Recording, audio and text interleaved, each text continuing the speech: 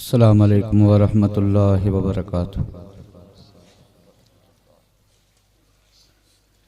نحمدہ ونستعینہ ونستغفرہ ونؤمن بہ ونتوکل علیہ ونعوذ باللہ من شرور انفسنا ومن سیئات اعمالنا من یہدہ اللہ فلا مضل لہ ومن يضلله فلا هادي له ونشهد أن لا إله إلا الله وحده لا شريك له ونشهد أن سيدنا ومولانا محمدا عبده ورسوله أما بعد فاعوذ باللہ من الشیطان الرجیم بسم اللہ الرحمن الرحیم ان الذین آمنوا وعملوا الصالحات سیجعل لهم الرحمن ودا آمنت باللہ صدق اللہ مولانا العظیم وصدق رسولہ النبی الکریم ونحن علی ما قال من الشاہدین والشاکرین والحمد للہ رب العالمین كما قال الله تبارك وتعالى في عظمة شان حبيبه إن الله وملائكته يصلون على النبي يا أيها الذين آمنوا صلوا عليه وسلموا تسليما اللهم صل على سيدنا مولانا محمد وعلى آل سيدنا مولانا محمد وبارك وسلم صلاة وسلاما عليك يا رسول الله صلاة وسلاما عليك يا حبيب الله۔ بڑے لطیف ہیں، نازک سے گھر میں رہتے ہیں، بڑے لطیف ہیں، نازک سے گھر میں رہتے ہیں، اور ہمارے حضور ہماری چشم تر میں رہتے ہیں، ہمارے دل میں ہمارے جگر میں رہتے ہیں، ہمارے دل میں ہمارے جگر میں رہتے ہیں،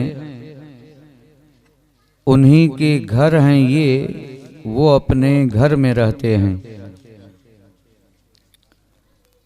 اور یہ واقعہ ہے کہ لباس بشر دھوکا ہے،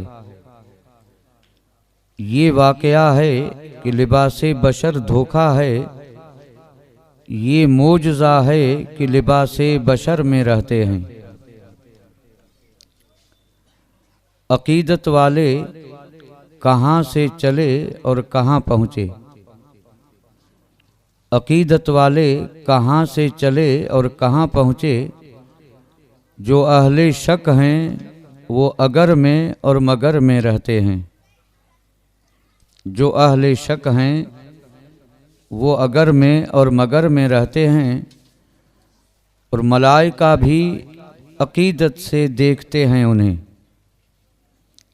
ملائکہ بھی عقیدت سے دیکھتے ہیں انہیں، جو خوش نصیب نبی کے نگر میں رہتے ہیں، جو خوش نصیب نبی کے نگر میں رہتے ہیں، اور خدا کے نور کو جو اپنی طرح سمجھتے ہیں، خدا کے نور کو جو اپنی طرح سمجھتے ہیں، یہ کون لوگ ہیں اور کس کے اثر میں رہتے ہیں، اور رہیں وہ اپنوں سے غافل، ارے معاذ اللہ، رہیں وہ اپنوں سے غافل، ارے معاذ اللہ خوشا نصیب ہم ان کی نظر میں رہتے ہیں، خوشا نصیب ہم ان کی نظر میں رہتے ہیں۔ واجب الاحترام گرامی قدر ذی وقار علماء اعظام، محترم و مکرم سامعین کرام، عزت مآب خواتین اسلام،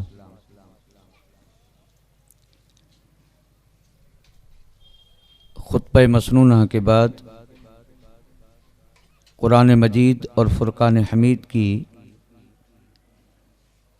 مشہور اور معروف آیہ کریمہ آپ حضرات کی خدمت میں تلاوت کرنے کا شرف حاصل کیا، اور اس آیہ کریمہ کو آج کی اپنی گفتگو کے لیے عنوان یا موضوع سخن قرار دیا۔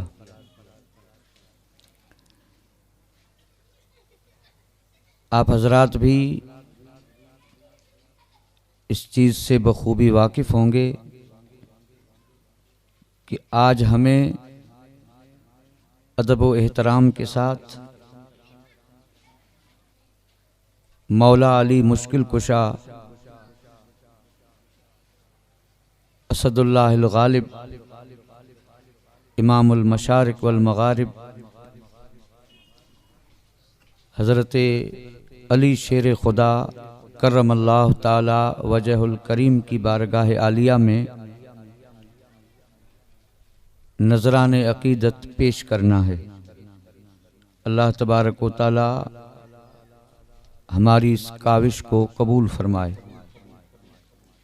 اور اس ذکر خیر کو اللہ تبارک و تعالی اپنے حبیب کے صدقے میں ہم سب کے لیے ذریعہ نجات بنائے۔ چونکہ مفسرین کرام فرماتے ہیں کہ یہ آیہ کریمہ حضرت علی شیر خدا کرم اللہ تعالی وجہ الکریم کی شان میں نازل ہوئی ہے۔ آج ہم بلا کسی طویل تمہید کے، بڑی مختصر تمہید کے ساتھ حضرت علی کرم اللہ تعالی وجہ الکریم کی حیات پاک کے اور آپ کی شان میں تھوڑا بہت عرض کریں گے، لیکن پہلے اس آیہ کریمہ کا مفہوم جہاں تک ہم سمجھ پائیں سمجھنا ضروری ہے۔ ترجمہ اس آیت کا یہ ہے کہ بے شک وہ لوگ جو ایمان لائے اور پھر عمل صالح کیے تو اللہ تبارک و تعالی ان لوگوں کی محبت دنیا والوں کے دلوں میں ڈال دے گا۔ یہ لفظ محبت کا جو آیا بڑا مشہور لفظ ہے، ڈھونڈنے سے تلاش کرنے سے بھی شاید مشکل سے کوئی آدمی ملے جس کی آرزو اور تمنا یہ نہ ہو کہ دنیا والوں کی نظر میں میں محبوب اور پیارا ہو جاؤں۔ ہر آدمی کی آرزو یہی ہے کہ مجھے جو بھی دیکھے محبت کی نظر سے دیکھے اور میں سب کا محبوب بن جاؤں۔ اور انسان آج جو کچھ بھی کر رہا ہے اس کے پیچھے مقصد یہی ہے، کیونکہ اس کو اگر ہم یوں بیان کریں کہ آدمی عزت کا خواہاں ہے، عظمت کا چاہنے والا ہے، اور یہ چاہتا ہے کہ مجھے بلندیاں ملیں، مجھے شان و شوکت ملے، تو یہ عزت، عظمت، شان، شوکت یہ سب اسی محبت کا انجام ہے۔ محبت ہوگی تبھی تو عزت ملے گی، اور محبت ہوگی تبھی تو دنیا والوں کی نظر میں شان و شوکت بھی ہوگی۔ محبت گویا کہ بنیاد ہے، جڑ ہے، اور باقی ساری آرزویں اور ساری امیدیں، خواہشات یہ اسی کا ثمرہ ہیں اور نتیجہ ہیں۔ اصل محبت ہے۔ اس لیے آج کا انسان جو کچھ بھی کر رہا ہے وہ بس اسی کے لیے کہ دنیا کی نظر میں محبوب بن جائے، اور حد تو یہ ہے کہ دنیا کی نظر میں عزت والا، عظمت والا، محبوب بننے کے لیے اس انسان نے کیا کچھ نہ کیا، جو کام کرنے کے نہیں تھے وہ بھی کیے، یہاں تک کہ شریعت مطہرہ کا بھی پاس نہ رکھا، احکام الہیہ کو بھی پس پشت ڈال دیا، اور مطلوب صرف یہی تھا کہ محبوب بن جاؤں اور دنیا مجھے محبت کی نظر سے دیکھے، لیکن نتیجہ صفر۔ وہ اپنے اس مقصد میں کامیاب نہ ہوا ہے اور نہ ہوگا۔ اگر کوئی یوں کہے کہ پھر یہ جو ساری محبتیں انسانوں کے مابین پائی جاتی ہیں یہ مقصد ملا نہیں تو پھر کیا ہوا، اس کا کہنا بھی بجا ہے، درست ہے، لیکن یہ محبتیں سب مطلب کی ہیں اور فانی ہیں۔ ایسا نہیں کہ یہ محبتیں ہمیشہ ساتھ دیں، یہاں تک کہ خونی رشتہ داری کی بنیاد پر جو محبتیں ہیں وہ بھی ایک جگہ ایسی آئے گی جہاں وہ بھی ساتھ چھوڑ دیں گی۔ تو اب تلاش سب کو ہے، جستجو ہے، چاہتے سب ہیں کہ محبوب بن جاؤں، بنتے بھی ہیں تو بکھر جاتے ہیں۔ اس آیے کریمہ میں رب نے ارشاد فرمایا کہ یہ تو ہے دنیا والوں کا حال کہ جو چاہتے ہیں کہ محبوب بن جائیں، کوشش کرتے ہیں کہ محبوب بن جائیں، رات دن ایک کر دیا ہے کہ محبوب بن جائیں، لیکن بنے نہیں۔ اور یہ حقیقت ہے، بنے بھی ہیں تو انہی چند دنوں کے لیے، کچھ عرصے کے لیے۔ دنیا والوں کا حال یہ رب نے فرمایا، وہ لوگ جو ایمان لائے اور عمل صالح کیے، انہی لوگوں میں سے وہ لوگ، یعنی ایک تو یہ لوگ ہیں جن کا ابھی میں نے تھوڑا سا خاکہ پیش کیا، اور اس میں سب شریک ہیں۔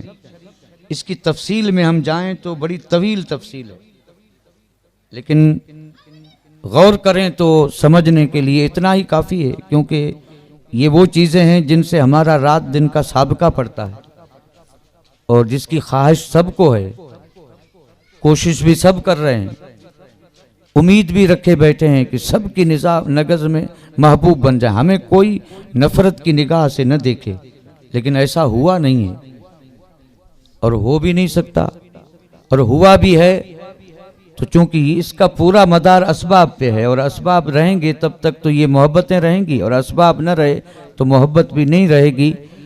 تو دنیا چاہتی ہے کہ محبوب بن جائے، اور رب نے فرمایا جو ایمان لائے، عمل صالح کیے، ایسے لوگوں کی محبت میں دنیا والوں کے دل میں ڈال دوں گا۔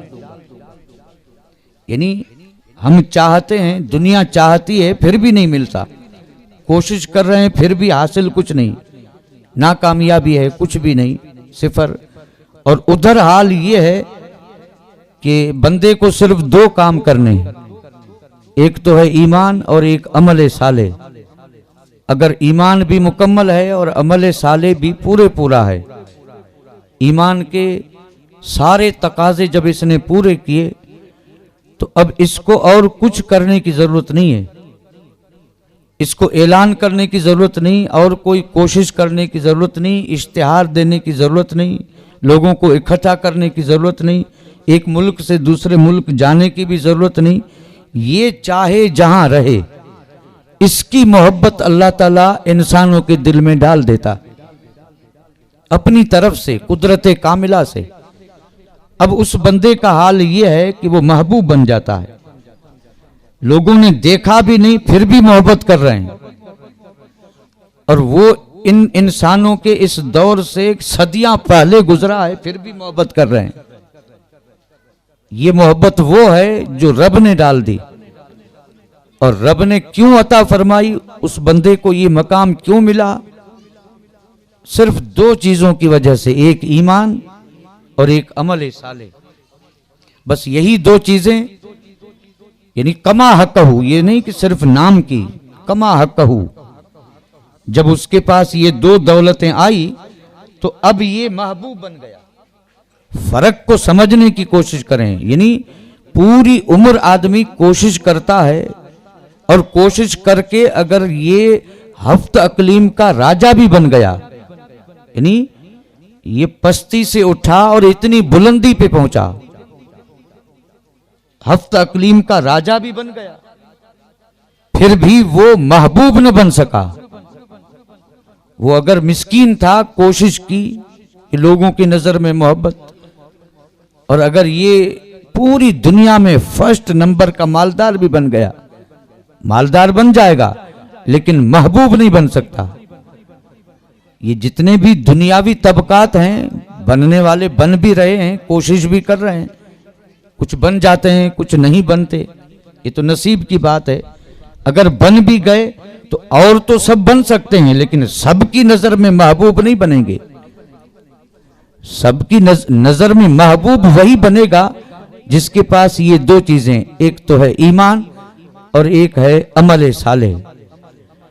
اس پر میں ایک حدیث عرض کر دوں، گرچہ مشہور ہے لیکن آ گئی ذہن میں تو یہ بات اور پختہ ہو جائے۔ یعنی میں نے ایک دعویٰ جو کیا نا کہ سب بننا چاہتے ہیں، محبوب نہیں بن پاتے، اور جو ایمان والے ہیں، جو تقوی والے ہیں، جو ایسے خوش نصیب ہیں جنہوں نے یعنی ایمان اور تقوی کو مکمل سر انجام دیا، رب انہیں محبوب بنا دیتا ہے۔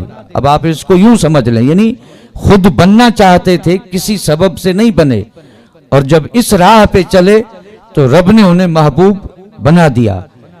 اس کے ثبوت میں یہ حدیث پیش کر رہا ہوں، یعنی ان اللہ اذا احب عبدا، بے شک اللہ تعالیٰ نے جب کسی بندے کو اپنا محبوب بنا لیا، اور اگر اس کا ترجمہ یوں بھی کریں نا، جب اللہ نے کسی سے محبت فرمائی، یعنی جب اللہ تعالیٰ نے کسی سے محبت فرمائی، تو جب رب محبت فرماتا ہے تو وہ بندہ محبوب ہوا۔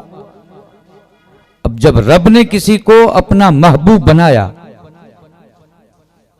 تو اب اس پر جو انعامات ہیں اس کا ذکر یہ ہے، یعنی جب وہ محبوب بن گیا، اب محبوب بننے کے لیے جو طریقہ ہے وہ تو ایک الگ چیز ہے۔ میں نے صرف دو چیزیں اس کی تشریح نہیں کی ہے، ایمان عمل، دو نام لے لیے، لیکن بندہ محبوب بنتا کیسے ہے اس کو اگر زیادہ تفصیل سے دیکھنا ہو تو میں ایک اشارہ کر دوں، اور آپ اس کو تلاش کر کر کے اور اس سے آپ حل حاصل کر سکتے ہیں کہ بندہ محبوب کیسے بنتا ہے۔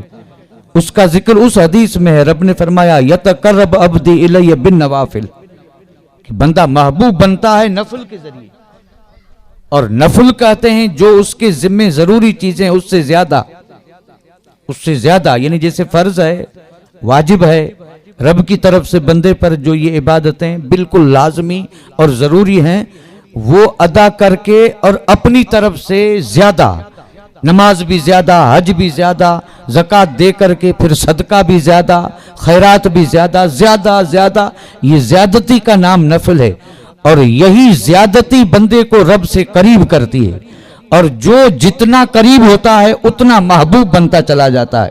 تو رب کا محبوب بننے کے لیے یہی زیادتی درکار ہے۔ وہ واجبات فرائض تو پڑھے، وہ تو یہ اس کے ذمے تھے، پڑھنا ہی تھا، اس سے تو اس کے ذمے سے یہ عبادتیں ساقط ہوئی، یہ جنت کا مستحق ہوا، یہ سب اپنی جگہ پہ ہے، لیکن وہ چیز جو اس خاکی بندے کو اپنے رب سے قریب کر دے، اپنے رب سے نزدیک کر دے، اسے قرب مل جائے اور رب اسے اپنا محبوب بنا لے، تو اس کے لیے یہی نفل ہے جس کی معنی ہے زیادتی۔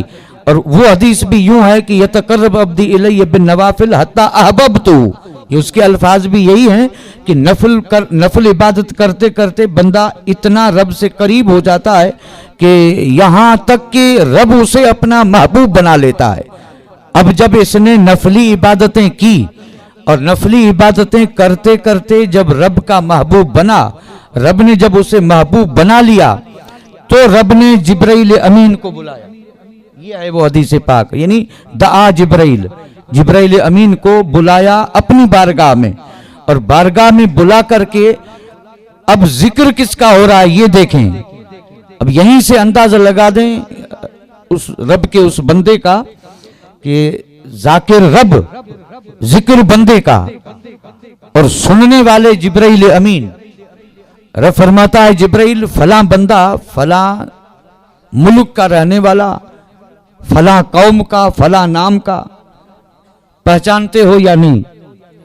تو جبرائیل امین عرض کریں گے مولا اچھی طرح پہچانتا ہوں، اچھی طرح پہچانتا ہوں. تو رب ارشاد فرماتا ہے تو جبرائیل سن لے، مجھے اس بندے سے محبت ہو گئی اور اب وہ بندہ میرا محبوب ہے. یعنی وہ بندہ میرا محبوب ہے، خاکی بندہ بیٹھا ہے زمین پہ، گھوم پھر رہا ہے انہی انسانوں کے بیچ میں، کھا بھی رہا ہے، پی بھی رہا ہے، دنیاوی کاروبار بھی کر رہا ہے. لیکن جب اس نے ایمان، تقوی، پرہیزگاری اور اس طرح نفل عبادت سے قرب حاصل کیا تو اب وہاں ذکر ہو رہا ہے رب کی بارگاہ میں، اور رب فرما رہا ہے کہ یہ میرا محبوب ہے. تو جبرائیل امین بھی اس موقع پہ عرض کرتے ہیں کہ مولا کریم میرے لیے کیا حکم ہے؟ تو رب ارشاد فرماتا ہے اب تیرے لیے حکم یہ ہے کہ احبہ، تو اسے اپنا محبوب بنا. فیحبہ جبرائیل، تو اب جبرائیل اسے اپنا محبوب بنا لیتے ہیں. تو اب رب کا بھی محبوب، جبرائیل کا محبوب. پھر رب ارشاد فرماتا ہے کہ جبرائیل آسمانوں میں جتنی ملائکہ ہیں ان سارے ملائکہ میں اعلان کر، پہلے تو اس بندے کی پہچان دے، یعنی اس کی معرفت کی یہ فلاں بندہ. اب آپ اندازہ کریں یہ شہرت کتنی، معرفت کتنی. آسمانوں کے ملائکہ میں اس کا نام، معرفت. اور پھر رب فرماتا ہے کہ ان نوری مخلوق فرشتوں سے کہہ دے کہ یہ بندہ رب کا محبوب ہے، اور پھر جبرائیل یہ بھی کہہ دے کہ رب کے حکم سے یہ بندہ میرا بھی محبوب ہے، اور اے نوری مخلوق ملائکہ تم بھی اس بندے کو اپنا محبوب بنا لو. فَيُحِبُّهُ أَهْلُ السَّمَاءِ، تو پوری آسمانی مخلوق اسے اپنا محبوب بنا لیتی ہے. یہ مقام غور ہے، آپ بھی ذرا اس پہ غور کرتے چلے جائیں، اور وہ جو میں نے ابتدا میں ذہن دیا تھا اس پہ بھی نظر رہے. عمر بھر یعنی تن توڑ محنت کرتے رہے کہ محبوب بن جائیں، ایک آدمی کی نظر میں نہ بن سکے. اور جس نے اس راہ پر چل کر کے اور رب کو راضی کیا تو یہ عالم اسفل کی مخلوق تو کیا، عالم بالا کی مخلوق کا بھی وہ محبوب بن گیا، یعنی ملائکہ کا بھی محبوب بن گیا ہے بندہ. اب اسی سے آپ فرق دیکھ لیں اور اس فانی دنیا کی محبتوں پر بھی تھوڑا سا سوچ لیں، جس کے لیے انسان نہ معلوم کیا کیا کاوشیں، کوششیں، جد و جہد کر رہا ہے، اور اس کا حال یہ ہے کہ حاصل کچھ نہیں. اتنی ہی کوشش اگر وہ اس راہ میں کرتا اور اتنی ہی محنت اگر وہ مومن کامل بن کر کے عمل صالح اپنا کر کے اور اتنی اگر نفل عبادت میں زیادتی کرتا تو یہ رہتا زمین پہ اور محبت کے پرچم آسمانوں میں لہرائے جاتے. تو پورے ملائکہ بھی اس سے ظاہر بات ہے محبت کرتے ہیں تو پہچانتے بھی ہوں گے نا. اب اس بندے کی پہچان تو دیکھیں، آدمی اپنی پہچان کے لیے کتنا مرتا ہے کہ پہچان ہو جائے، اور پہچان کے لیے تو آدمی نہ معلوم کیسی کیسی کوششیں کرتے ہیں، کیسی کیسی چیزوں کا سہارا لیتے ہیں کہ پہچان ہو جائے، لوگوں میں نام ہو جائے. نام کے لیے بدنام ہو کر کے بھی نام حاصل کرتے ہیں. بدنام ہو تو کوئی بات نہیں، نام ہو جائے، نام کے لیے مرنے والے. لیکن یہ نام دیکھیں، نام اسی کا نام ہے کہ یہ رہے زمین پہ اور نام آسمانوں میں. اور جب محبت کر رہے ہیں ملائکہ تو ظاہر بات ہے ملائکہ پہچانیں گے تب نا. تو پہچان کتنی صدقہ مصطفیٰ کا، پہچان کتنی عظیم یہ عمل صالح کا انعام، اور پہچان کتنی زبردست یہ اسی نفل عبادت کے بدلے میں رب کی بارگاہ سے انعام ہے. یہ تو معاملہ عالم بالا کا تھا. پھر رب ارشاد فرماتا ہے، حدیث پاک کا آخری جز یوں ہے، ثم یودع لہ القبول، اس کی مقبولیت رکھ دی جاتی ہے.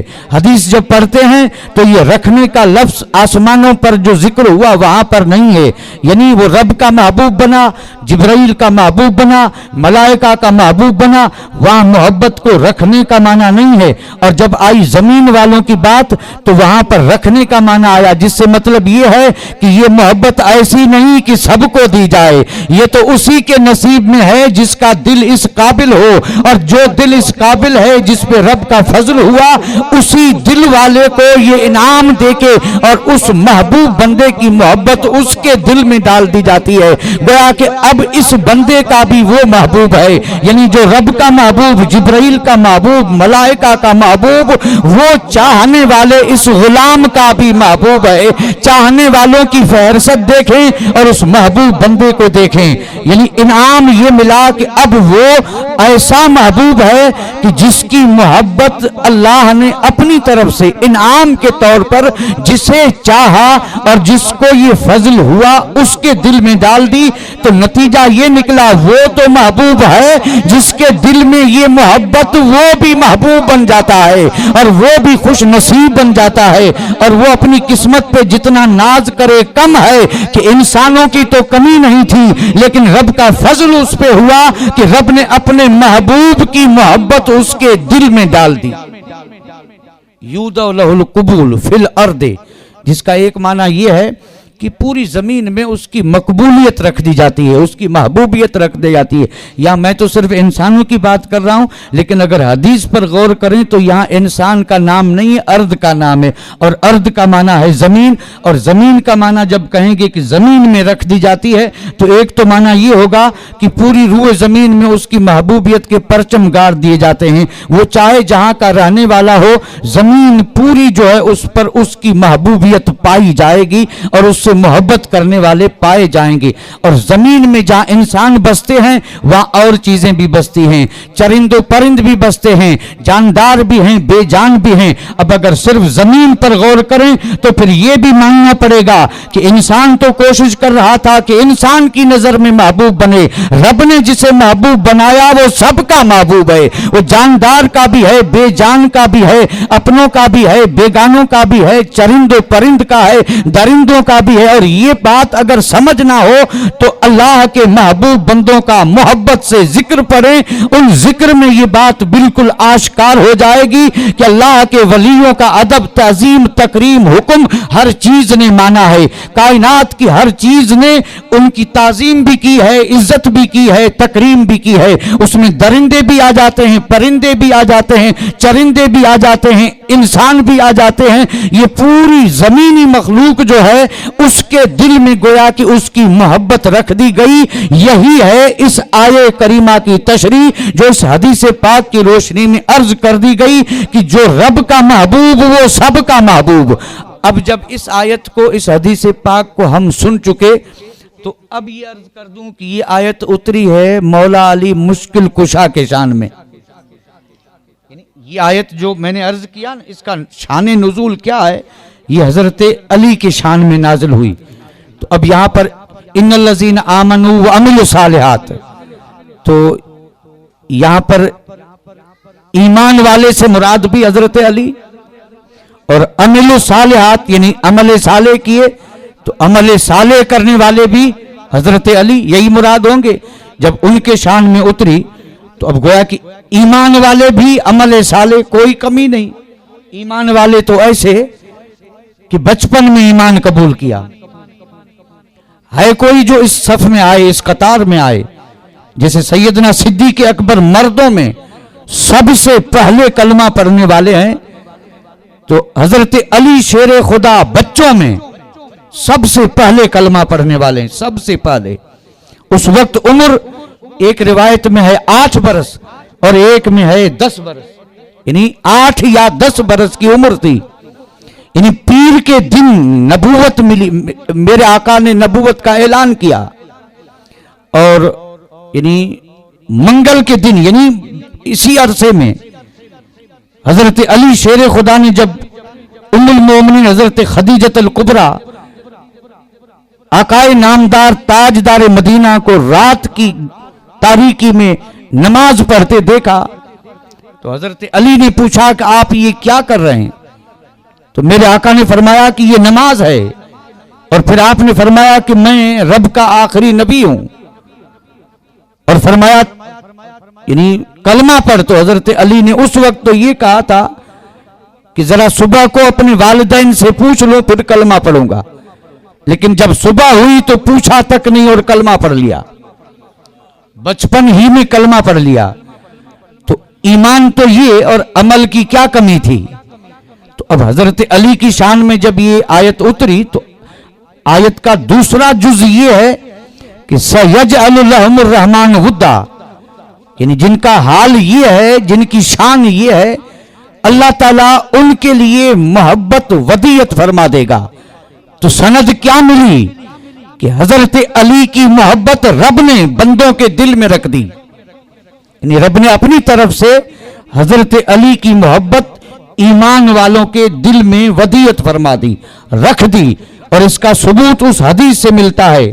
میرے آقا نے فرمایا لا یحب علی منافق ولا یبغض علی مومن، یعنی جو مومن ہوگا وہ علی سے بغض نہیں رکھے گا، اور جو منافق ہوگا وہ علی سے محبت نہیں رکھے گا۔ لہذا ایمان کی علامت علی کی محبت اور نفاق کی علامت حضرت علی سے بغض۔ جس کے دل میں ایمان، سمجھ لو کہ وہ مومن ہے، جس کے دل میں حضرت علی کی محبت تو سمجھ لو کہ وہ ایمان والا ہے، اور جس کے دل میں حضرت علی کا بغض تو سمجھ لو کہ بے ایمان ہے۔ تو یہ آیت کریمہ اتری حضرت علی کے شان میں، جس میں یہ اعلان فرمایا جا رہا ہے کہ حضرت علی کی محبت رب نے ایمان والوں کے دل میں ودیت فرما دی۔ اب ظاہر بات ہے جب رب نے ایمان والوں کے دل میں یہ محبت عطا فرما دی، ودیت فرما دی، تو اب یہ محبت کرنے والے بھی خوش نصیب ہیں، اور حضرت علی کا مقام بھی کتنا بلند ہے اس کا بھی اسی سے پتہ چلتا ہے۔ اب ہم حضرت علی کی سوانے، جیسے میں نے پہلے عرض کیا، ہم بڑے اختصار کے ساتھ اس میں کوشش یہ کریں گے۔ ویسے تو حضرت علی کی ذات جامع صفات ہے، جامع صفات ہے، سارے صفات کو تو خیر ہم یعنی اگر ایک شب تو کیا ہے پوری عمر بھی بسر ہو جائے تو ان صفات کو بیان کرنے کا حق ادا ہو ہی نہیں سکتا۔ ہم کوشش یہ کریں گے کہ ان صفات کا ذکر کریں گے جس میں علی ممتاز ہیں، یعنی اگر ممتاز کا مطلب نہ سمجھیں تو ان اوصاف کا اوصاف بھی سمجھ میں نہ آئے تو وہ گن، وہ خوبیاں کہ جو صرف حضرت علی کی ذات تک محدود ہیں، صحابہ میں کسی کو وہ شان، وہ وصف نہیں ملا اور وہ گن نہیں ملا جسے کہتے ہیں خصوصیت، یعنی اسی کو میں نے یعنی شان امتیازی، خصوصی شان جو حضرت علی کو حاصل ہے، صحابہ میں اور کسی کو حاصل نہیں۔ اور اس کا بھی ذکر جو کریں گے تو ذرا سلسلے سے، اس میں سے دو چار یعنی خاصیتیں، دو چار خاص باتیں جس کو مجھے آج ذکر کرنا ہے۔ اس میں پہلی خاص بات جو حضرت علی کی ذات سے یعنی مخصوص ہے اور جس سے حضرت علی سارے صحابہ میں ممتاز ہیں، وہ یہ ہے کہ حضرت علی کی ولادت بیت اللہ شریف میں ہوئی۔ یعنی حضرت علی کی ولادت کہاں ہوئی؟ یعنی کعبۃ اللہ کے اندر، خانہ خدا بیت اللہ شریف، یعنی بیت اللہ شریف کے اندر حضرت علی کی ولادت ہوئی۔ آپ کی والدہ حضرت فاطمہ بنت اسد ہاشمی طواف کے لیے تشریف لائی۔ حضرت علی ابھی تک اپنی والدہ کے پاک بطن میں تھے۔ دوران طواف یعنی طواف تو مطاف لوگوں سے بھرا ہوا، دوران طواف آپ کو تکلیف محسوس ہوئی، ایسی کہ گھر تک پہنچنا مشکل، لوگوں کی بھیڑ۔ آپ نے بارگاہ الہی میں دل کی گہرائیوں سے دعا مانگی کہ مولا اس مشکل کو آسان فرما دے، اور دعا اس طرح قبول ہوئی کہ بیت اللہ شریف نے جگہ دے دی اور حضرت فاطمہ اللہ کے گھر کے اندر تشریف لے گئیں۔ اب ہو گئی پردے میں، اور وہیں بیت اللہ کے اندر حضرت علی تولد ہوئے. بیت اللہ یعنی رب کے گھر کے اندر بات کرنا آسان ہے, سننا بھی آسان ہے, شان سمجھنا ہے تو پہلے اس بیت کی شان سمجھیں, اس اللہ کے گھر کی عظمت کو سمجھیں, اس مقدس مقام کی عظمتوں پر نظر رکھیں جہاں لمحہ بلمحہ انوار اور تجلیات کی برسات ہے. جس گھر پہ یوں انوار برس رہے ہیں, تجلیات کی برسات ہو رہی ہے, انہی انوار و تجلیات کے بیچ میں مولا علی مشکل کشا اس خاکدان عالم میں اس شان سے تشریف لائے. ولادت ہوئی بیت اللہ میں, ہے کسی کو یہ شرف حاصل, اس لیے تو ایک شاعر نے مولا علی کی شہادت اور مولا علی کی ولادت کو یکجا جمع کر کے اور پھر نذران عقیدت یوں پیش کیا ہے کہ کسیرا میسر نہ شد ای سعادت بکعبہ ولادت بمسجد شہادت. بڑے فضیلتوں والے آئے, شان و شوکت والے آئے, آج بھی ان کی عظمتوں کو ہم سلام کر رہے ہیں, اور سب ہماری آنکھ کے نور ہیں اور دل کے سرور ہیں, اور سب ہمارے لیے عزت اور عظمت کے مقام ہیں. لیکن عرض کر دوں دوست, سب کی شان یہ نہیں ہے کہ ان کی ولادت بیت اللہ میں ہوئی, یہ تو علی کی شان ہے, یہ تو مشکل کشا کی شان ہے, یہ تو اللہ کے شیر کی شان ہے, یہ تو خاتون جنت فاطمہ زہرا کے شوہر نامدار کی شان ہے, اور یہ حسنین کی پدر بزرگوار کی شان ہے کہ ولادت ہوئی بیت اللہ میں اور شہادت ہوئی مسجد میں. یعنی اس شاعر نے تو یوں کہا کہ کسی کو بھی, اس نے تو یوں کہا کسی کو بھی, یعنی انکار کر دیا نا, کسیرا میسر نہ شد ای سعادت, کسی کو بھی حاصل نہ ہوئی یہ سعادت اور یہ نیک بختی.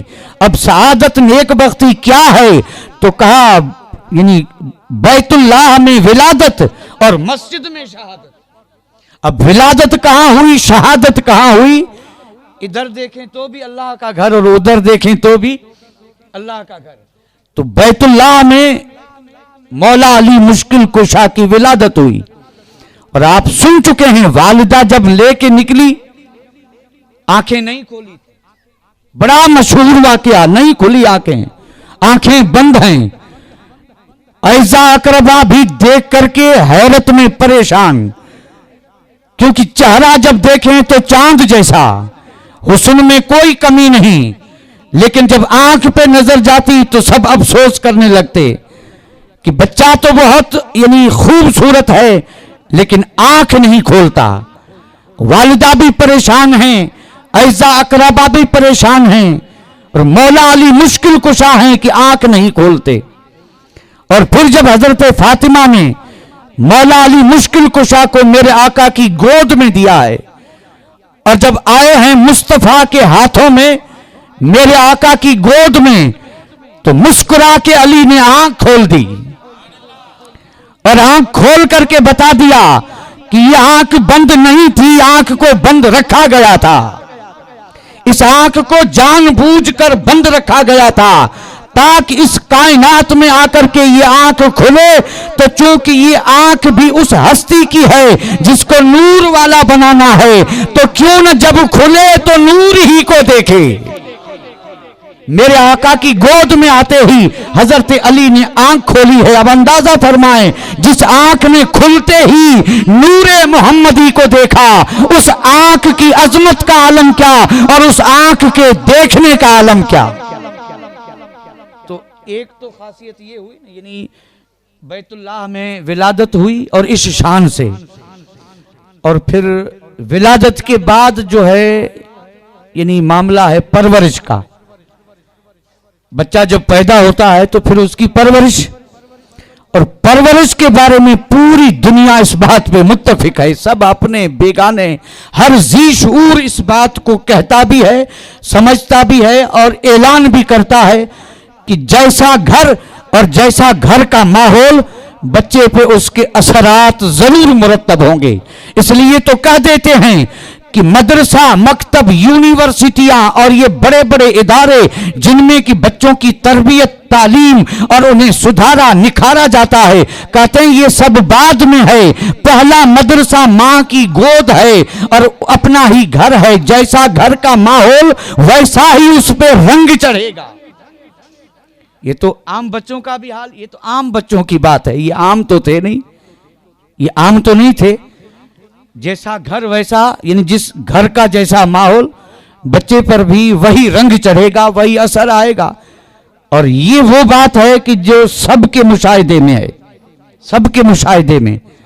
ماں باپ نمازی ہیں تو بچہ بھی ان کی نقل اتارے گا، مصلی ہوگا اور وہ بھی رکوع سجدہ جو بھی وہی کرے گا۔ اور اللہ نہ کرے ماں باپ اگر نمازی نہیں ہیں، کچھ اور ہیں، اب کچھ اور کیا ہیں یہ تو کہنا بھی نہیں چاہیے، یعنی ان کا شوق کچھ اور ہے تو بچہ بھی وہی کرے گا۔ آپ نے دیکھا ہوگا کچھ بچوں کو ڈانس کرتے ہوئے، ناچتے ہوئے، گاتے ہوئے، بچے کو کیا خبر کہ ناچنا کیا، گانا کیا اور یہ جھومنا کیا، وہ کیا جانے۔ کسی کو تو یہ کرتے دیکھا تب نہیں یہ کر رہا ہے، یہ ہے گھر کا اثر۔ تو بچے کی تربیت، تعلیم اور اس پر اثر ماحول کا، گھر کا مکمل پورے طور پہ عام بچوں پر بھی ظاہر ہوتا ہے۔ عام گھر کا اثر عام بچے پر جب ہوتا ہے تو علی شیر خدا کی پرورش کسی عام گھر میں نہیں ہوئی، علی شیر خدا کی پرورش نبیوں کے نبی، رب کے محبوب، آقائے نامدار، تاجدار مدینہ کے گھر میں ہوئی ہے۔ حضرت علی کی پرورش میرے آقا کے گھر میں ہوئی، 4 یا 5 برس کے تھے حضرت علی۔ خواجہ ابو طالب کی اولاد زیادہ، بوجھ بڑھا تو میرے آقا نے حضرت علی کو مانگ کر کے لے لیا، کہا کہ آپ پر بوجھ ہلکا ہو، علی کو ہم پالیں گے۔ اب علی آئے کہاں؟ ام المومنین خدیجۃ الکبریٰ کی گود میں۔ حضرت علی کی پرورش ہو رہی ہے نبی کے گھر میں، ولادت رب کے گھر میں، ولادت خدا کے گھر میں، اور پرورش محبوب خدا کے گھر میں۔ پرورش تو اس پرورش کا اثر نہیں ہوا ہوگا کیا؟ انسان اگر غور کریں تو یہ 2 چیزوں کا یعنی مرکب ہے، ترکیب دیا ہوا، ایک اس کا ظاہر ہے اور ایک اس کا باطن ہے۔ اسلام ان دونوں کے تزکیے پر زور دیتا ہے، یعنی ظاہری جسم پاک اور اندر بالکل ستھرا، تزکیہ جس کو کہتے ہیں، تزکیہ نفس، نفس کا تزکیہ، جس کے لیے بزرگان دین اپنے چاہنے والوں کو راہ سلوک کی منزلیں طے کرواتے ہیں، اور راہ سلوک کی منزلیں طے کروا کے اس کے دل کو، اندر کو صاف کرتے ہیں۔ تو یہ دونوں چیزیں ضروری ہیں، تزکیہ نفس بھی ضروری ہے اور طہارت جسم بھی ضروری ہے۔ مشیت الہی تھی، علی کو آگے چل کر کے کسی مقام پر پہنچنا تھا۔ علی کو کیا ہے، صرف ولی نہیں، امام الاولیاء بننا تھا، روحانیت کا تاجدار بننا تھا۔ علی صرف پڑھانے والوں میں نہیں، پلانے والوں میں آنا تھا۔ علی کا جب یہ مقام یہ تھا کہ اسے صرف امام الاولیاء نہیں، امام الازکیاء، امام الابرار، امام الاخیار بننا تھا، اور یہ سارے مراتب اندر سے تعلق رکھتے ہیں۔ تو اب جب پرورش نبی کے گھر میں ہوئی تو گود ہے ام المومنین خدیجۃ الکبریٰ کی اور نظر ہے محبوب خدا کی۔ گود میں یہ ظاہری پرورش ہو رہی تھی اور نظر میں باطنی مراتب طے ہو رہے تھے۔ یعنی جیسے بزرگان دین ذکر دیتے ہیں نا، وظیفے دیتے ہیں، وظیفے اپنے مرید کو، جو کامل مرشد ہیں وہ وظیفے دیتے ہیں، چلا کشی کرواتے ہیں، روزے رکھواتے ہیں، تہجد پڑھواتے ہیں، رات رات بھر جاگنا پڑتا ہے۔ یہ اس لیے ہے تاکہ وہ روحانی منزلیں طے کرے۔ اور حضرت علی کا بچپن یوں گزرا کہ وہاں پر یہ وظیفے نہیں تھے، وہاں وظیفہ یہ تھا، نگاہ نبوت اٹھی، علی کی نظر سے نگاہ ملی، منزلیں طے ہوتی رہی، اور علی اس مقام پہ پہنچے کہ جس مقام کو اگر یوں کہا جائے کہ یہ ساری کائنات علی کی ایک نظر میں تھی، یہ وہی منزلیں طے ہو رہی تھی۔ یعنی پرورش ہوئی میرے آقا کے کاشان نبوت میں، اور جب کاشان نبوت میں پرورش ہوئی تو یہ کاشانہ وہ تھا جہاں جبرائیل آتے تھے، یہ کاشانہ وہ جہاں وحی اترتی تھی، یہ کاشانہ وہ تھا کہ جس کاشانے میں خادم بن کر کے ملائکہ آتے تھے، اسی کاشانے میں، اسی نوری ماحول میں، اسی نور کی برسات میں حضرت علی کی جب پرورش ہوئی تو پھر علی کس مقام پہ پہنچے؟ کیا ہے کسی کے بس میں کہ اس کو سمجھ بھی سکے اور بیان بھی کر سکے؟ تو یہ بھی علی کی خصوصیت ہے، کرم اللہ تعالی وجہ الکریم، کہ حضرت علی کی پرورش ہوئی میرے آقا تاجدار مدینہ کے گھر میں، پرورش وہاں ہوتی رہی، اور بچپن میں کلمہ بھی پڑھ لیا۔ اب بچپن کی بات جو ہم کر رہے ہیں یہ تو صرف عمر کے لحاظ سے، ورنہ بچپن تو وہاں تھا ہی نہیں۔ یہ میں ایک بات عرض کر دوں، یہ عمر کے لحاظ سے بچپن کی بات کر رہے ہیں، وہاں بچپن تھا ہی نہیں۔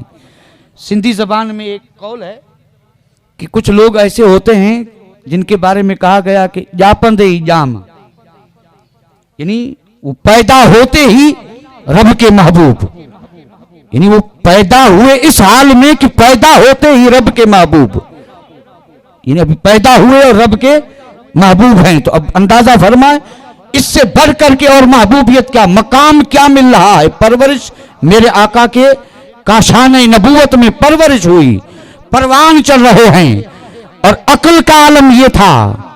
اس پر میں صرف ایک مثال دوں گا کہ اس وقت حضرت علی کا عالم کیا تھا۔ میرے آقا نے اعلان نبوت فرمایا، اس کے بعد ایک آیت اتری تھی، وَانذِرْ عَشِيرَتَكَ الْأَقْرَبِينَ۔ آپ نے بھی اس آیت کو ضرور پڑھا ہوگا، جس کا مطلب یہ ہے رب نے فرمایا میرے محبوب پہلے جو آپ کے قریبی رشتے دار ہیں ان کو جمع کر کے ان کو ڈرائیے، یعنی ان کو ڈرائیے اور ان کو پیغام دیجئے وہ آپ کا کلمہ پڑھیں، معاون مددگار ہوں۔ وَانذِرْ عَشِيرَتَكَ الْأَقْرَبِينَ، یعنی جو آپ کے قریبی رشتے دار ہیں ان کو آپ ڈرائیں۔ میرے آقا نے بلایا اپنے تمام اعزاء اقربا کو، قریبی رشتے داروں کو۔ اب قریبی رشتے داروں میں تو سرداران قریش بھی تھے، اور بڑے بڑے اپنے آپ کو عقل مند سمجھنے والے زبردست تاجر مالدار قریش کے رؤساء، بڑے بڑے لوگ بلایا سب کو، اس میں حضرت علی بھی ہے۔ اب دیکھو حضرت علی اگر دیکھنے عمر کے لحاظ سے دیکھنے جائیں تو ہم وہی کہیں گے، یعنی ایک بچہ بھی ہے، حضرت علی بھی ہیں، بچپن ہے، کلمہ پڑھ لیا ہے، پرورش ہو رہی ہے۔ مشرکین مکہ کو بلایا، اور جب آپ نے ان سے کہا کہ میں آخری نبی ہوں اور پیغام یہ لے آیا ہوں کہ قولوا لا الہ الا اللہ تفلحوا، اور مجھے یہ پیغام سب تک پہنچانا ہے، اس میں رکاوٹیں ہوں گی، راہ میں کانٹے بچھائے جائیں گے، تلواریں نکلیں گی، تم چونکہ میرے قبیلے کے ہو ذرا بتاؤ کہ اس کام میں میری مدد کون کرے گا؟ وہ جو بڑے بڑے بیٹھے تھے آپ نے فرمایا کام یہ ہے، بڑا مشکل ہے کوئی ایسا جو اس میں میرا معاون اور مددگار ہو؟ آپ نے جب اعلان فرما کے اور وہ جو بڑے بڑے بیٹھے تھے ان کی طرف دیکھا، کسی میں ہمت نہیں، کسی کو توفیق نہیں اس وقت اٹھ کر کے کہہ دے کہ میں آپ کی مدد کروں گا۔ علی شیر خدا بیٹھے ہیں، دیکھا کوئی نہیں اٹھا تو آپ یعنی اس عالم میں اٹھے اور اٹھ کر کے کہا کہ یا رسول اللہ آپ کی مدد میں کروں گا۔ حضرت علی اس وقت اٹھے کہ یا رسول اللہ آپ کی مدد میں کروں گا۔ میرے آقا نے فرمایا علی بیٹھ جا، آپ نے فرمایا تو بیٹھ جا، حضرت علی پھر بیٹھ گئے۔ دوبارہ آپ نے فرمایا کہ یہ ہے عظیم مقصد، اس میں میری مدد تم میں سے کون کرے گا؟ اعلان ہوا دوسری مرتبہ، پھر بھی کوئی نہیں اٹھا، اور جب کوئی نہیں اٹھا تو پھر بھی حضرت علی اٹھے اور کہنے لگے میں مدد کروں گا، میں نصرت کروں گا۔ آپ نے فرمایا علی بیٹھ جا، دوبارہ بیٹھ گئے، تیسری بار اعلان کیا، آپ نے فرمایا کون اس میں میری مدد کرے گا؟ اب جب کوئی نہ اٹھا تو حضرت علی تیسری بار اٹھے تو میرے آقا نے مسکرا کے فرمایا علی تو ہی میری مدد کرے گا اور کوئی نہیں۔ سبحان اللہ! علی کی عقل دیکھیں، علی کی شان دیکھیں، جذبہ جوش دیکھیں، شجاعت دی ہوئی رب کی شجاعت دیکھیں کہ اس وقت بھی علی یہ اعلان کر رہے ہیں کہ یا رسول اللہ آپ کا معاون اور مددگار میں رہوں گا۔ اس لیے تو ہمارے بزرگوں نے فرمایا ہے کہ بزرگی بعقل است نہ بسال، تونگ گریب دل است نہ بمال، سال سے بزرگی نہیں آتی اور مال سے مالداری نہیں آتی۔ اگر دل ہے تو آدمی مالدار ہے اور عقل ہے تو آدمی بڑا ہے۔ تو اس طرح کی خصوصیات تو بے شمار ہیں۔ کیا یہ خصوصیت نہیں؟ ہجرت کی شب میرے آقا نے اپنے بستر پہ حضرت علی کو سلایا تھا۔ یہ بستر کوئی معمولی چیز ہے کیا؟ بستر نبوت۔ تاریخ میں واقعہ پڑھ لیں، واقعہ تو بڑا طویل ہے، زبردست ایمان افروز واقعہ ہے۔ مشرکین مکہ جمع ہوئے تھے، بڑے بڑے رؤسا جمع ہوئے تھے۔ کیوں جمع ہوئے؟ صحابہ سب ہجرت کر کے جا رہے تھے، ہجرت کا حکم آ چکا تھا، جا رہے ہیں۔ تو مشرکین مکہ نے دیکھا کہیں ایسا نہ ہو کہ محمد بن عبداللہ بھی چلے جائیں، اور اگر یہ چلے گئے مدینہ منورہ میں جا کر کے اور پھر ان کی جماعت بڑھے گی، ہو سکتا ہے پلٹ کر کے وہاں سے ہم پہ حملہ کریں اور ہم مقابلہ نہ کر سکیں۔ تو اب کیا کیا جائے؟ بس اسی لیے میٹنگ تھی دار الندوہ میں، بڑے بڑے رؤسا شریک ہوئے تھے، اور اس میں شیخ نجد بھی آیا تھا، شیطان بھی آیا تھا، لیکن آیا انسان کی شکل میں، نجد کا شیخ بن کے، بڑی عمر کا بن کے، ہاتھ میں عصا جھکا ہوا، اور بالکل ایسے دیکھنے میں لگے جسے بڑا تجربے کار کوئی قوم کا رئیس، بڑا آدمی، وہ بھی دار الندوہ میں مشرکین مکہ میٹنگ ہوئی، جمع اس لیے ہوئے تھے کریں کیا؟ اسلام بڑھ رہا ہے، اور جو مسلمان ہوئے ہم نے یہاں ستایا تو اب مدینے چلے گئے، اور وہ تو سب چلے گئے، جو کچھ بچے ہیں وہ جو مجبور ہیں، یا حضرت علی ہیں یا ابو بکر صدیق ہیں، اور باقی چند ہیں جو مجبور ہیں، باقی تو سب چلے گئے، ہو سکتا ہے محمد بن عبداللہ بھی چلے جائیں، کیا کیا جائے؟ تو اب اسی کے حل کے لیے میٹنگ بیٹھی تھی، اور بڑے بڑے آئے تھے، ابو جہل بھی تھا، ابو البختری بھی تھا، اور بڑے بڑے رؤسا تھے بیٹھے میٹنگ میں۔ یہ شیخ نجدی بھی آیا، انہوں نے جب پہچانا نہیں تو عرب والوں نے پوچھا، مکے والوں نے پوچھا بھئی تو کون ہے؟ تو کہنے لگا کہ میں نجد کا شیخ ہوں، اور میں نے سنا تمہاری آج میٹنگ ہے، شریک ہونے آیا ہوں، ہو سکا تو مجھ سے میں بھی کوئی مشورہ دوں گا۔ انہوں نے کہا ٹھیک ہے، مرحبا، اچھے موقع پہ آئے ہو، تجربے کار لگ رہے ہو، اچھا تجربہ دو گے۔ اب میٹنگ شروع ہوئی تو آپ جانتے ہیں، سن چکے ہیں، ایک نے کہا کہ محمد بن عبداللہ کو کالی کوٹھڑی میں بند کر دو اور ایک سوراخ میں سے کھانا دو، اور پھر وہ تھوڑا تھوڑا کھانا جس سے کہ بھوک کی وجہ سے نڈال ہو کے، کمزور ہو کر کے، اور آخر خود بخود ختم ہو جائیں گے، ایسا کیا جائے۔ ایک نے یہ کہا تو یہی شیخ نجد بولا تھا کہ نہیں یہ غلط ہے، ان پر جس نے کلمہ پڑھا ہے نا ہیں تو چند، لیکن جاں باز ہیں، وہ جان پر کھیل کے نکال جائیں گے، تمہیں پتہ بھی نہیں چلے گا۔ کہا یہ تمہاری رائے صحیح نہیں۔ پھر ایک بولا یوں کرو، ابو البختری بولا تھا، اس نے کہا کہ محمد بن عبداللہ کو شہر بدر کر دو، شہر سے نکال دو، مکے سے پاک باہر نکال دو کہیں اور بستی میں۔ تو اسی شیخ نجدی نے کہا تھا کہ مجھے تیری عقل پہ رونا آتا ہے، کیا تو نے دیکھا نہیں کہ محمد بن عبداللہ کی زبان میں اثر کیا ہے؟ وہ جب پڑھتے ہیں اللہ کا کلام اس میں اثر کیا ہے؟ اگر یہ باہر قبیلوں میں گئے، قرآن پڑھا، ان کو دعوت دی، تو پھر لوگ جوک در جوک کلمہ پڑھیں گے اور پھر وہ فوج لے کے آئیں گے۔ تیری عقل ماری گئی، کیسا مشورہ دے رہا ہے؟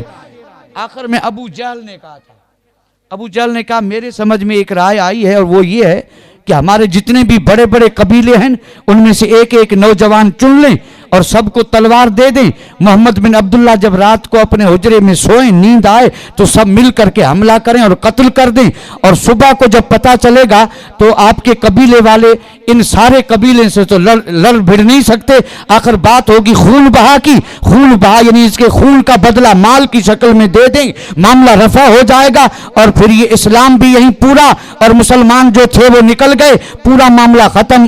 اس وقت یہ شیخ نجدی جھوم کے اٹھا، کہا شاباش، تو نے رائے اچھی دی، بس یہی درست ہے، تیار کیا گیا تھا، نوجوانوں کو زہر میں بجھائی ہوئی تلواریں دی تھی، اور جب یہ میٹنگ ختم ہوئی اسی وقت رب کی بارگاہ سے جبرائیل امین وحی لے کر کے آئے تھے۔ رب نے فرمایا محبوب مشرکین نے مکر کیا ہے اور اللہ ان کے مکر کے سامنے خفیہ تدبیر فرمائے گا، محبوب تجھے اجازت ہے हिजरत फरमा करके जा।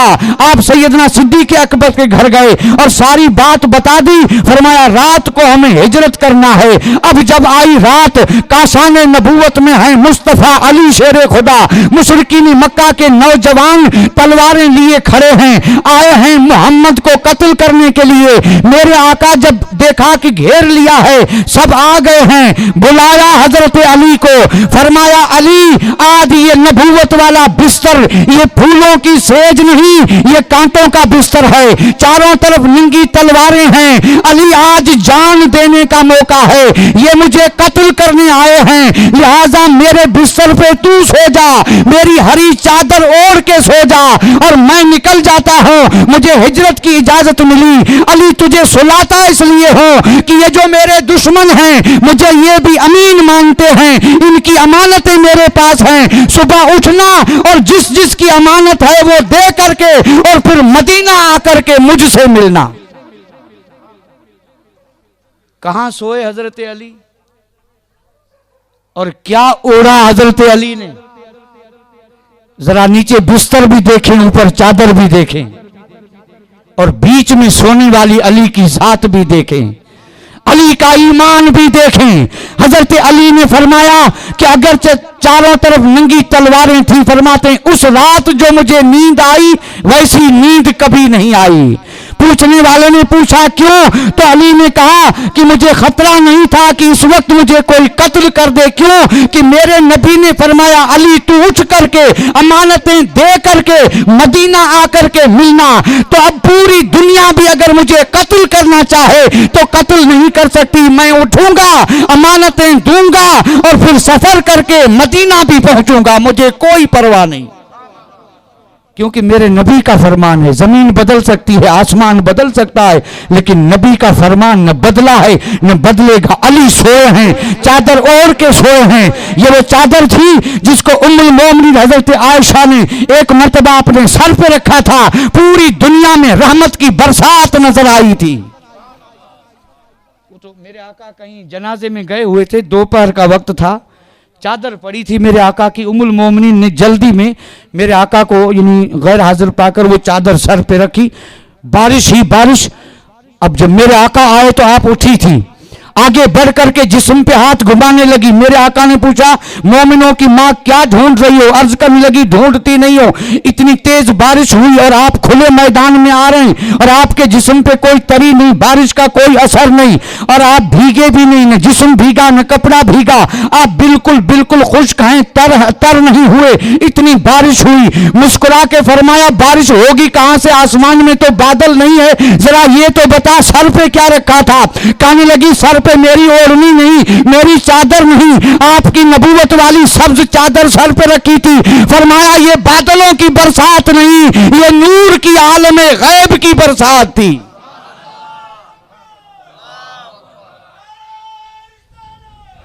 सर पे रखें तो गैब की बारिश नजर आए और पैर से लेके सर तक ओढ़ के सो जाएं और फिर रात भर सोए रहें।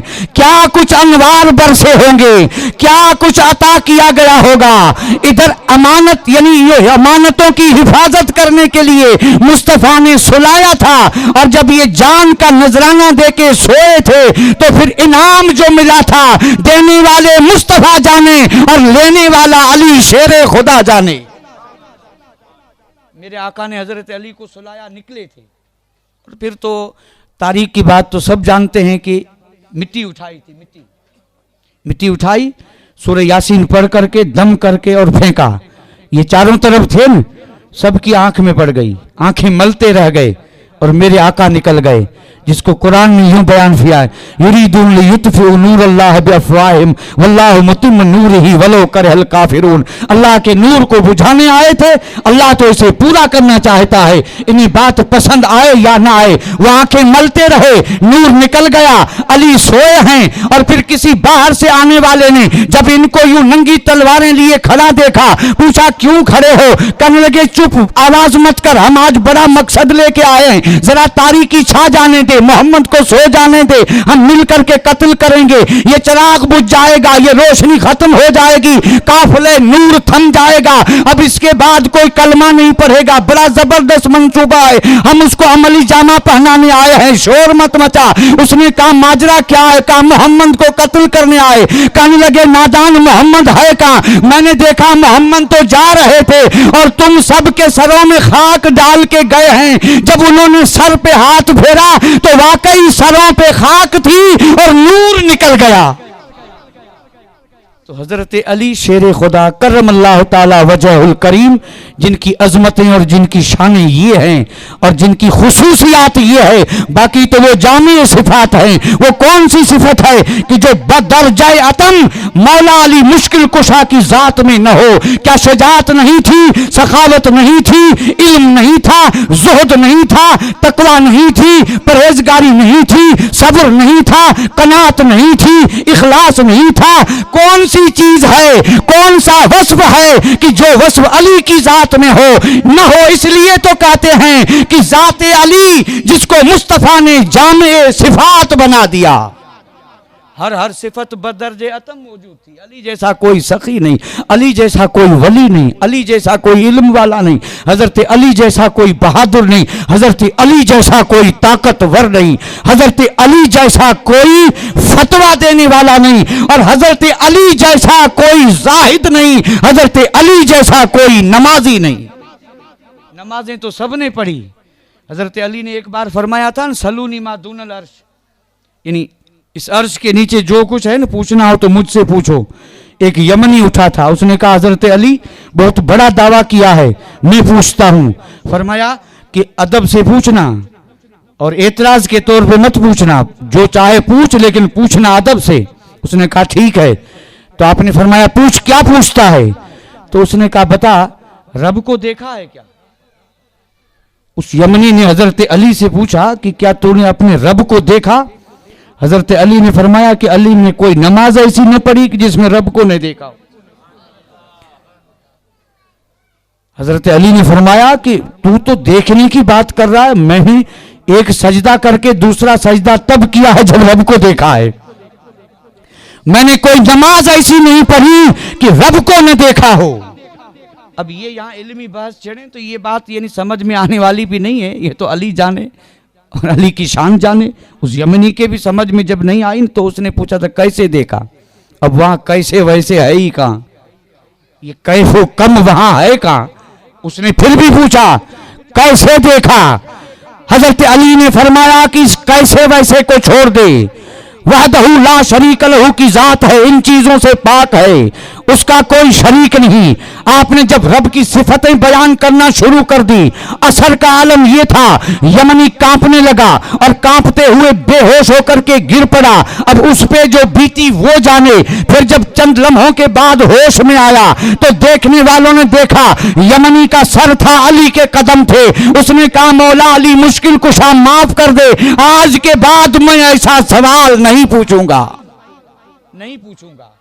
تو زہد کی بھی کوئی کمی نہیں, عبادت کی کوئی. ایک تیر لگا تھا نا حضرت علی کو, جنگ میں تیر لگا تھا اور اتنا زبردست پیوست ہوا, کھینچنے سے نکلے بھی نہیں, اور تکلیف اتنی کہ برداشت بار. کافی دن ہو گئے, تیر پیوست ہے, نکل نہیں رہا ہے, کھینچتے ہیں تو تکلیف ہوتی ہے. اتنا زبردست تیر جسم میں پیوست, کرے کیا؟ کسی رازدان نے جب یہ بات سنی تو کہا ایسے نہیں, اگر یہ تیر نکالنا ہے تو انتظار کرو, علی جب نماز پڑھنے کے لیے مصلی بچائیں اور جب تکبیر تحریمہ کا کر کے علی کھڑے ہو جائیں تو تم میں جتنی طاقت ہو اس سے کھینچ کر کے تیر نکال دینا.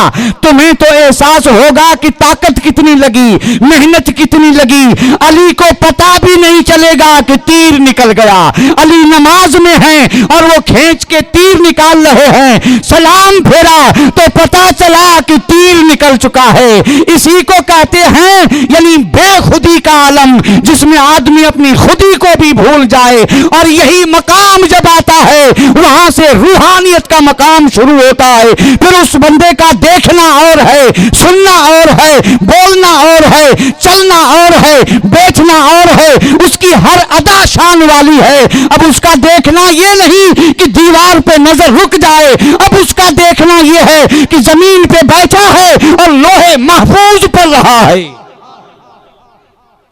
کہاں رہی بے خودی؟ یہاں تو خودی کا بھی کوئی علم نہیں ہے, ہمیں تو خودی کا بھی پتہ نہیں ہے کیا ہیں کیا کر رہے ہیں, کوئی خبر نہیں, بس ٹھیک ہے ایک لکیر کے فقیر بن کے زندگی بسر کر رہے. نہیں, ان الذین آمنوا وعملوا الصالحات, اگر محبوب بننا ہے, کائنات میں محبت کا مرکز بننا ہے, عزت پانا ہے, شان پانا ہے, دولت سے نہیں, ثروت سے نہیں, حکومت سے نہیں, تخت و تاج سے نہیں, دنیاوی اسباب سے نہیں, اونچے اونچے محل بنانے سے نہیں, بہترین گاڑیاں خریدنے سے نہیں, جائیداد جمع کرنے سے نہیں, محبوب نہیں بن سکتے. اور بنے بھی تو رواجی ہوگا, دکھاوے کا ہوگا, مطلب کا ہوگا. اگر محبوب بننا ہے تو پھر یہی کرنا پڑے گا کہ ان الذین آمنوا وعملوا الصالحات, مصطفیٰ کے غلام بن کے اور علی کے نقش قدم پہ چلیں, صحابہ کے نقش قدم پہ چلیں, شہدائے کربلا کے نقش قدم پہ چلیں, امام عالی مقام کی سیرت کو اپنا لیں تو انعام یہ ملے گا. جدھر رخ کریں گے ادھر نذران عقیدت پیش ہوگا, محبتوں سے لوگ سلامی دیں گے, اور پھر کائنات میں جاندار تو کیا بے جان چیزیں بھی قدم چومیں گی. سب کے محبوب بن جائیں گے, شرط یہ ہے کہ رب کے محبوب بن جائیں. اور رب کے محبوب تب بنیں گے کہ یہ سارے فرائض, واجبات, سنتیں یہ سب پڑھ کر کے پھر نفل اتنا پڑھیں, زکوٰۃ دے کے خیرات اتنی کریں, رمضان کے روزے رکھ کے عام دنوں میں روزے بھی اتنے رکھیں, اور نماز پڑھ کر کے نفل نماز بھی اتنی پڑھیں کہ یہ نفل اتنا زیادہ ہو کہ اس بندے پر رب کی رحمت کو پیار آ جائے. اور پھر یہ بندہ ایک قدم بڑھے تو رحمت 2 قدم آگے بڑھ کے استقبال کرے, کہے آ جا جب تجھے یہ آرزو ہے, اور پھر بڑھ کر کے رحمت اس کو اپنے دامن میں چھپا لے اور وہ رب کا محبوب بن جائے. وما علینا الا البلاغ, وآخر دعوانا ان الحمد للہ رب العالمین.